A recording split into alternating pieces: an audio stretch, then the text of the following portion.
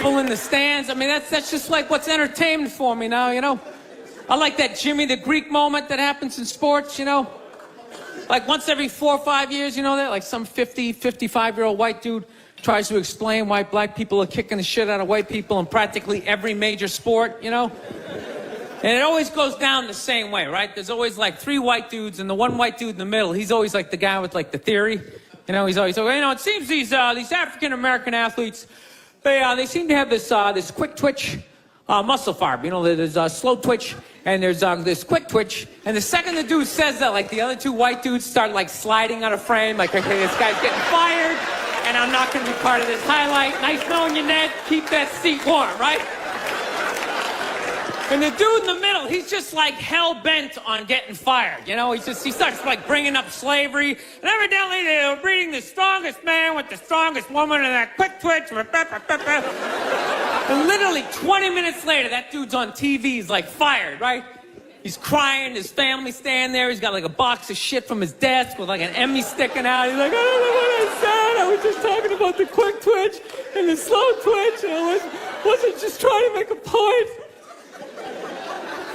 No, I love that. I love seeing people mess up their careers like that. It's just funny to me. Plus, I gotta admit, as a white dude, on some level, I have to believe in that theory, because it's like, are white dudes that bad at basketball? I can't even watch the NBA anymore, man. It's like every highlight, the white dude's like that, the black dude has like his nuts in his face. Fucking ah! I'm just sitting at home like, for the love of God, tackle the guy. Jesus Christ, get out of the way. Do you ever get tired of those 2 nuts flying over your head? You know you're gonna be on SportsCenter. Just get out of the way. Dude, I'm telling you, there's gotta be something to that theory. I saw this show one time on runaway slaves. It was one of the most amazing programs I've ever seen in my life. Dude, when you ran away as a slave, you just didn't run to the end of the driveway and be like, fuck that job. Just start walking down the street. Dude, you had to like run through whole states. There's dogs chasing you, you're hurdling shit, you're swimming. Those were the first fucking triathletes. And there was nobody helping them out. There was no dude on the side of the road like, come on, man, 2 more states, you're in Ohio. Suck it up, you're looking good, looking good. Yeah, dude, you were on your own. Is it any wonder? 250, 300 years of that shit, and then I'm gonna D you up in gym class? It ain't happening. I come from hundreds of years of alcoholics. I got like half a liver, you know what I mean? It's just...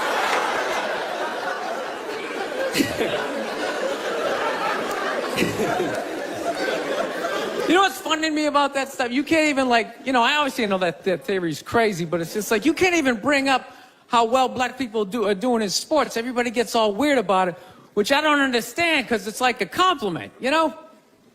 Like, feel how weird it is right now. You know, I just brought that shit up. All of a sudden. I'm saying something good, right? I saw a coach get in trouble for that shit. Like, his team was like 0-6 or something. They just couldn't win, and every week the press was just getting on him more and more and more, right? And the dude, he was just like flustered, and he had like a moment of honesty. They were like, why can't you guys win a game? He's like, oh, you know, I don't know, the offense isn't getting it done, you know, defense, you know, too slow, and it just run out. Tell me, we gotta get some more black guys in this team, because I'm telling you, it's just not. And immediately, everybody's like, what? Everyone started freaking out like they had no idea what this dude was talking about. It's like, are you watching SportsCenter? Or do you see the Olympics? Like, I love the 100-meter dash, right? There's always like 9 black dudes and that one token white guy in like lane 8. And I'm just sitting there going, come on, man, one time. Just one time, just win the bronze, just do what you gotta do. The white dude always stays with him till like the first turn, then he like fucking blows out his hammy. Those other 8 black dudes are like... Where's that white dude the next Olympics? He's like up in the broadcast booth, his career's over. He's like a commentator. Yeah, it's gonna be a great race. Still can't feel my fucking toes, but I'm telling you. No, I don't get it. It's like a compliment. We're saying you're fast. That's a good thing, right? People start all freaking out. Oh, you're acting like that's all we can do. You're saying we can't be scientists. No, we're not. All we're saying is if there was a race to the microscopes, you fuckers would win. We're just saying that you're fast. You get there first. Your lab coat would be flapping in the wind. I'd get there like 3 minutes later, all cramped up. What are you looking at, bacteria? No, you go first. You just go first. Jesus Christ. That was a Volvo. The guy ran by a Volvo in street shoes. I've never seen that before in my life. No, I get into those arguments all the time. All the time. Friends of mine will be like, well, how come anytime a black athlete does something, they say it's an athletic move? Anytime a white athlete does it, they say it's an intelligent move. And it's like, well, fair enough, man. It just depends on what you're doing. You know what I mean? It's like, if you read a defense, white or black, that's an intelligent move, right? But if you take off from the foul line, jump over 9 other dudes, and throw the shit down, those other 9 guys aren't standing there like, fuck, why didn't I think of that shit? Here I am dribbling around, guys. I think that's some superhero shit. She had like a cape flapping in the wind with a big S on your chest.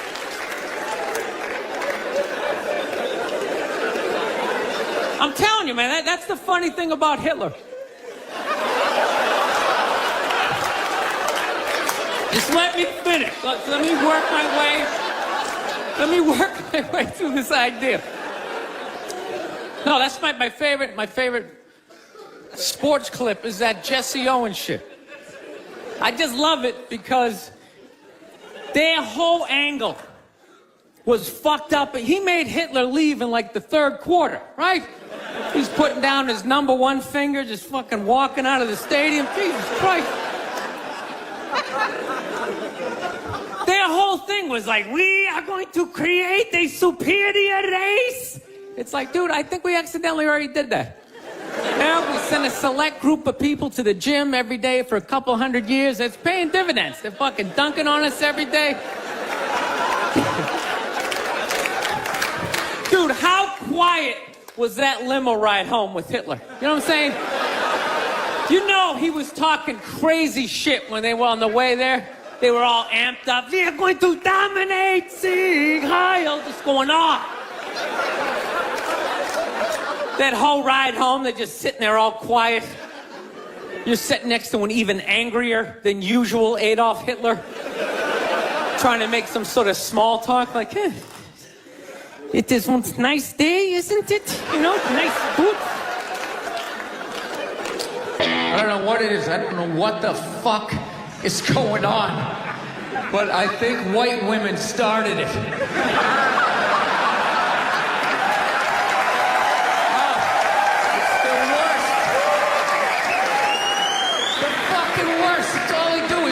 And complain. I had no idea how difficult it was to be a white woman in the United States of America. Evidently, it's really difficult.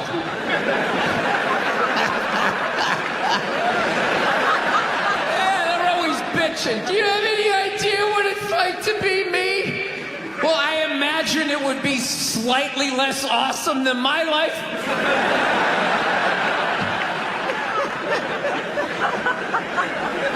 What happened to you today, sweetheart, huh? Did they not chill your rosé? Was the trolley not running down at the mall? What happened? No, it's unreal. I'm really fucking annoyed how white women have the fucking balls to throw my white privilege in my face. Start to separate themselves from these white males with their white male privilege. It's like, bitch, you're sitting in the jacuzzi with me. The fuck are you talking about? Yeah, quit your fucking whining. You know what? You're full of shit. You are.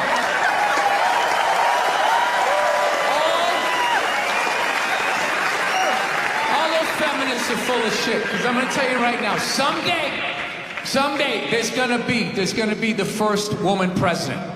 All right? Which means you don't even know what a fucking platform is, and you automatically cheer. It's got the same genitalia. Fucking, I'm telling you, they're not smart people. Feminists, they're not as smart as they're coming off. I'm telling you. Someday, there's gonna be. By the way, this is gonna be my last show ever. By the time this fucking thing comes out. Someday, there's gonna be the first female president, which means there's gonna be the first male first lady. Right? And you wait. You fucking wait. The first time that dude opens his mouth about some political shit, you watch all these feminists throwing me. You shut the fuck up! You shut the fuck up! It is her time now. It is her time. She was elected, not you. Go pick out some plates, bitch. You are the first lady. Actually, I got a couple of friends of African persuasion. And I gotta get rid of them, man. I gotta admit to you. I'm finding I'm spending too much money on clothes hanging out with them. Because I gotta, like, fucking try to keep up with their wardrobe. It's like every time they go out, they got all brand new shit on. All brand new shit. So when I show up with my white version of brand new, which is, I basically, I ironed the shit, right? I ironed it, right? It's new. They just start trashing me. I can't keep up with them, man. They got like fucking 58 pairs of sneakers. Ever notice that shit? Like every color fucking Timberland. And I don't give a shit what fucked up color their shirt is. They got a pair of shoes to match it and a hat. It's like a rule or something. They're the worst. Even when you wear some new shit, there's like some sort of rule that you gotta like space out the amount of time within which like that you wear it. Because God forbid you wear the same shirt within a 10-day period, one of them's gonna notice. All of a sudden just look at you funny like, this motherfucker's got the same shit he had on last Tuesday. And then the whole car's like, oh shit! Then everybody just starts making fun of your fucking clothes. First they do the math, like, what was that, 5 days ago? 5 days? This motherfucker got 5 shirts. He got 5 shirts. And they start breaking it down. Yo, his first shirt be saying Monday, next shirt be saying Tuesday. Yo, on the weekend, he ain't been wearing no shirts.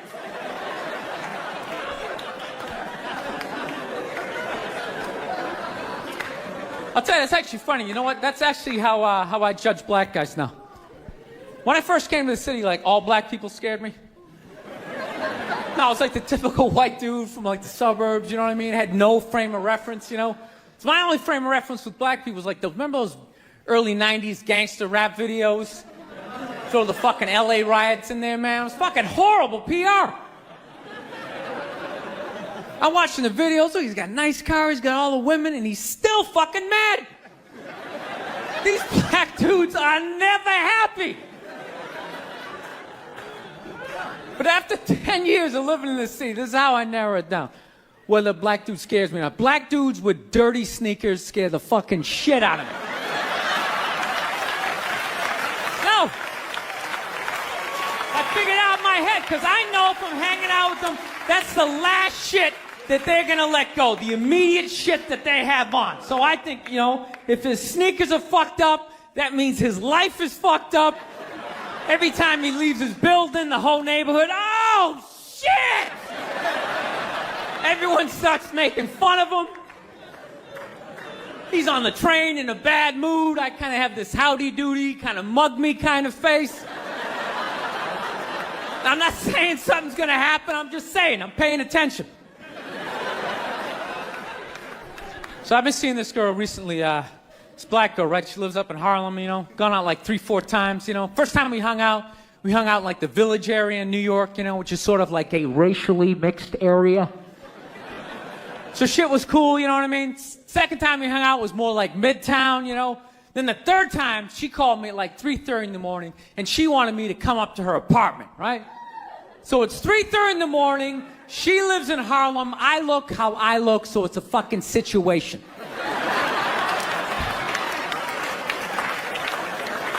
Yeah, because you know the deal, right? Basically, a white dude feels comfortable up to about like 98th, 99th Street, you know what I'm saying? The second the streets start getting into like triple digits, like 100, 101st Street, start getting like a little asthma, like, yeah, fuck, it's starting to get a little high up here. You feel that little tightness in your chest? Can you feel that? 106th Street, you're like leaning on shit like, dude, where'd all the cabs go? How come there's no taxis up here? Dude, what's a bodega? I don't know what that is. Let's get the fuck out of here.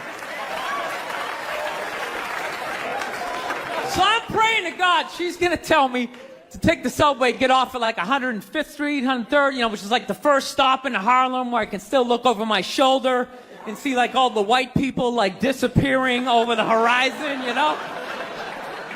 But she goes, no, man, you want to get on the Uptown 2-3 train, you want to get off at 125th Street. I'm like, God, fuck, 125th Street. Jesus Christ, that's like right in the middle of everything.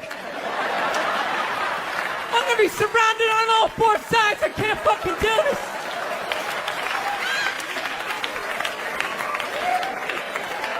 So, at this point, I'm really trying to hide like the bitchy tone that's starting to creep into my voice, you know?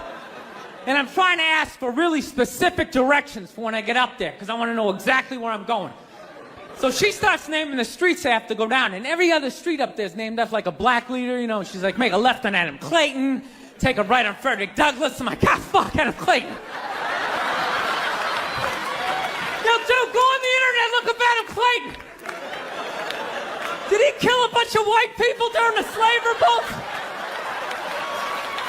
Dude, I ain't going up there till I know what Adam Clayton did. Fuck this shit. So at this point, I'm really having a battle with myself. Because I'm thinking I can't do this, right? I'm like, I can't do this, but my dick's going, no, come on, man, we can do this, all right? Just relax. Pull yourself together and get on the goddamn train, right? So as always, I listen to my dick. Oh yeah, I get on the train. By the time I get up there, it's like 5 or 4 in the morning, right? I'm staying on like Malcolm X and like Danny Glover or some shit, right? I don't even know where the hell I'm at. But I see the street I want to go up. I want to go up St. Nick. I can literally see her apartment building, but there's like 5 or 6 black dudes standing right on the corner, right where I want to walk by. So I'm like, fuck! I felt like I was on like some reality show at that point, like some sort of like white guy survivor. It was ridiculous. So I'm thinking, I gotta walk right by these guys, right? You know what's funny? I think that they were actually more surprised to see me than I was scared, you know? And I was really, really scared, you know? But I'm also really, really white, you know? Like shockingly Caucasian. You know what I mean? Like if you're not ready for me, I can like surprise you. No, especially if you live up there. You've probably seen a white person for hours, possibly days. So when I show up, it's almost like magical, like a leprechaun came out of nowhere, you know? Felt like I should have like a little pot of gold, like a rainbow behind me. Top of the morning to you, latte. Kind of dance my way past them. But it's been going all right, you know? Once I get in her apartment, I'm fine, you know? I relax, sit down, you know, watch a hip-hop countdown. Pretend like I know the groups, you know what I mean? It's just getting there that's a fucking pain in the ass. But, you know, I don't get mad at it, because I figure, you know, black dudes got to go through the same shit, though, right? When you go out to the suburbs, go fuck a white girl, right? Just that same awful feeling of just leaving your people behind, you know, just less and less of you as you're fucking driving out there. Probably start off lean and you're all fucking cool. 20 minutes in, you're driving like 10 and 2. The radio's off. Like, dude, I don't like this shit. I don't like this shit at all. There's too much grass. I don't see any rims. This is fucked up. None of the windows are tinted. I can clearly see white people in every car. This is fucked up. Listen, you guys were awesome. Thank you so much for coming out. South, man, I had a real weird experience last time I came down here. I was in Nashville, right? Sort of an awkward social situation, right? I'm sitting at this bar. There's this white dude sitting like 2 stools away. I don't know him. He doesn't know me. And that's... Look, if you're being a dick, apologize. But other than that, yeah, go fuck yourself. Yeah.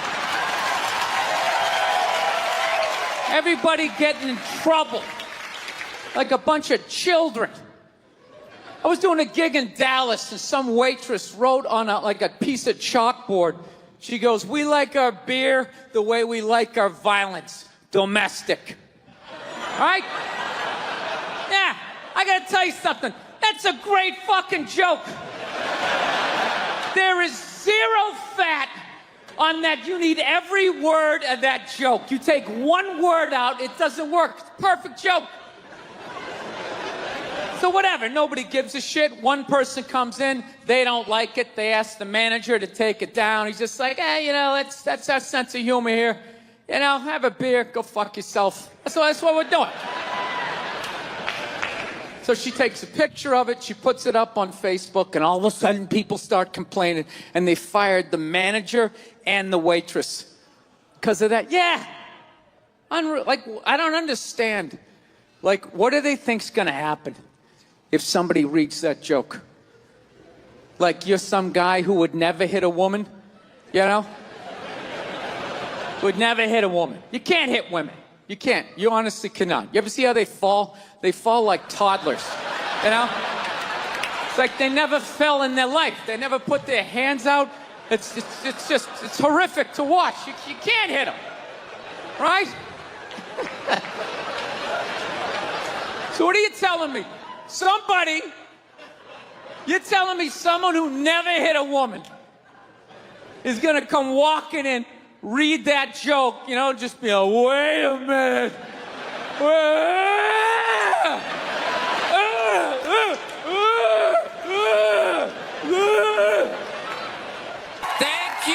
Thank you very much. How are you? How's it going? Yes, nice to be here on such a fun week. I know. I don't want to hear it. I don't watch politics. So, we're going to keep it light. All right? Here we go. All right. Well, I just got over the flu, which is fantastic. You know what I mean? Had it last month. Whenever you have the flu, like COVID, you know, you always lay in bed and you try to like figure out who gave it to you. You know, just going through this Rolodex of people that coughed on you, sniffled near you, walked by an Asian or something. You try to fight it. You like, they say on the internet, that's where all the disease comes from. I know who gave it to me. I sat next to a shoeless cowboy on an airplane. Guy had no socks or shoes on the whole flight. The whole flight, I'm sitting there looking at his dirty Jesus feet. And all I'm thinking is the next pandemic is growing in the bottom of his feet.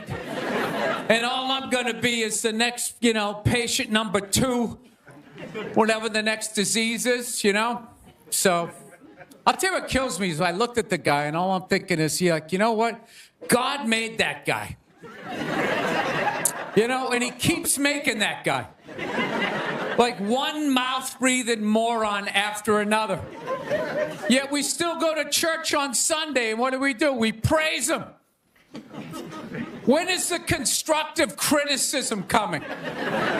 Like, dude, when's the last time you made a Gandhi? Somebody empathetic, you know? So, my problem is I didn't get the flu shot, you know? I'm old school. I kind of still do the vaccine thing, you know? I know, some people like it, some people don't, you know? I don't know. It's a weird thing, though. If you get it, what do? You side with the evil pharmaceutical companies. You know, if you don't, then you're aligned with people who don't wear shoes on an airplane. All right, let's get to what you all want to talk about. All right, ladies, you're 0-2 against this guy. 0-2. All right, but you learn more from your losses than your wins. So, let's get into the game tape. All right, ladies, enough with the pantsuit. Okay, it's not working. Stop trying to have respect for yourselves. You don't win the office like on policy, you know? You gotta whore it up a little. I'm not saying go full Hooters, but find the happy medium between Applebee's and your dad didn't stick around. All right, you all know how to get a free drink. Okay, and I know, listen, I know a lot of ugly women, feminists, don't want to hear this message. But just tease them a little bit. Make a farmer feel like he's got a shot. Swing a state over a little bit. I'll be honest with you, I am so psyched that this stupid election is finally over. It took forever. You know? Yeah. Everybody knew who they were voting for 4 years ago. And then they just drag you through a year and a half of this stuff. Like, who was sitting there watching the debate, still not decided? Two of the most polar opposite people ever. It's like, all right, let's see. What does the orange bigot have to say? How about the real estate agent that speaks through her nose? Oh, there's a point. This is so difficult. It's like they overlap. I just can't make up my mind. I'll be honest with you. I can't believe Trump didn't win this thing 4 months ago. You know? I know that's weird for younger people to hear, but when I was a kid, if you were running for president and you got shot and you didn't die, that was the end of the election. There was nothing you could say, right? Everybody would just be like, this guy's the man. He is the king. I don't know. I'll be honest with you. I think the number one reason Trump survived is all those herky-jerky movements that he does. You just can't nail the guy down. I gotta be honest, the guy is a lunatic. He literally got shot and immediately jumped back up and started yelling in the direction the bullets were coming from, unarmed. That's not a sane human being. I would have been on the ground crying in the fetal position, all right, give me the truck. I don't want this job anymore. Just tell her she won. Tell her she won. But Trump's got all those weird, coming out. I think the guy couldn't get a bead on him, And right as he pulled the trigger, Trump was just and Sleepy Joe, and the bullet went by his head.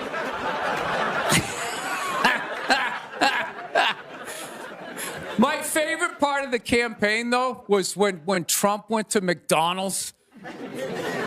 Wasn't that amazing? That's the only time I've ever seen that guy truly happy. He was glowing. When he got behind the counter, it was like he was behind stage at like Springsteen or something. He's like, oh my God, this is like where they make the French fries. And he was sticking a couple extra in one. He goes, hey, whoever gets this one's gonna be excited. It's like, oh my God, was that empathy of the people, Donald? It's like when the Grinch came down the hill, bringing the toys back, and his heart got a little bigger. All right, we'll end on something nice here. I fell asleep the other night. You ever fall asleep like watching TV? You like leave it on, you know, and you wake up at 3 a.m, and whatever you're watching makes you feel like you're still dreaming. Yeah, I woke up at 3 a.m. I swear to God, Shaquille O'Neal was selling me printer ink. Standing there 7 feet tall. Hi, I'm Shaquille O'Neal. Are you paying too much money for your printer ink? Every day, people come up to me and they say, I'm paying too much money for my printer. He's holding a printer. It's like the size of a cell phone. People come up to me. I'm paying too much money. And I'm like, well, I have the solution. Dude, is there no end to that guy's credibility? I thought when he was selling Buicks, that was the end of it. It's laying in that little car, the mid-sized Buick Century. This is the most comfortable car I have ever been in. He's got one foot out one window, the other foot out the other. If I was regular size, this is the car I would buy. It blows my mind. Doesn't he even have like $1 billion at this point? It's like, why are you still working? Take a weekend off, you 9-foot whore. Give somebody else a chance. All right, that's it. We got a great show. Stick around. McGee will be here. We'll see you in a minute. Thank you, thank you. And I gotta be honest with you, too. People were too hard on that Clippers guy, man. I'm telling you. For an 80-year-old white guy, that wasn't that bad. All right? Dude, he didn't drop the N-word once. That's unbelievable for an 80-year-old white guy. The N-word should have been carpet bombed through that whole tape. He never said it once. And if you go back and listen to that tape, I'm telling you, go back and listen to it. Other than Instagram, he's pretty fucking liberal.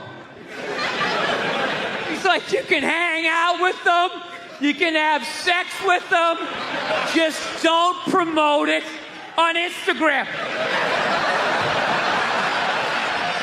It was the weirdest, most compartmentalized, like, racism I ever heard in my life.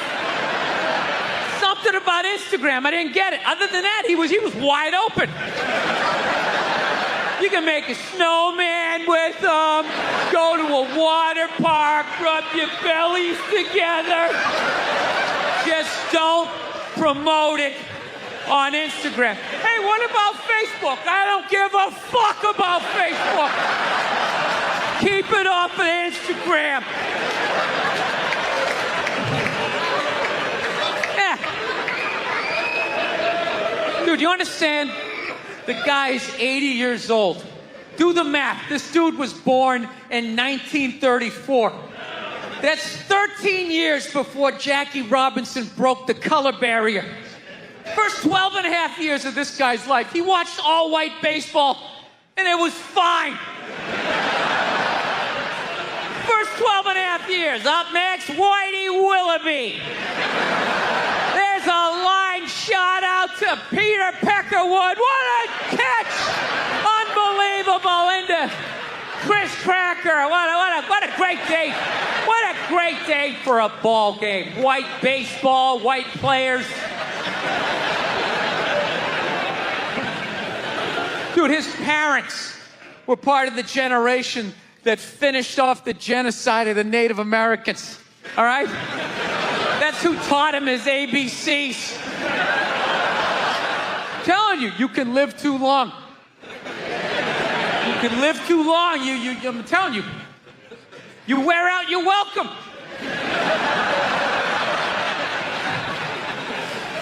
I swear to God, this fucking guy, I bet in the 1940s he was considered like a hippie.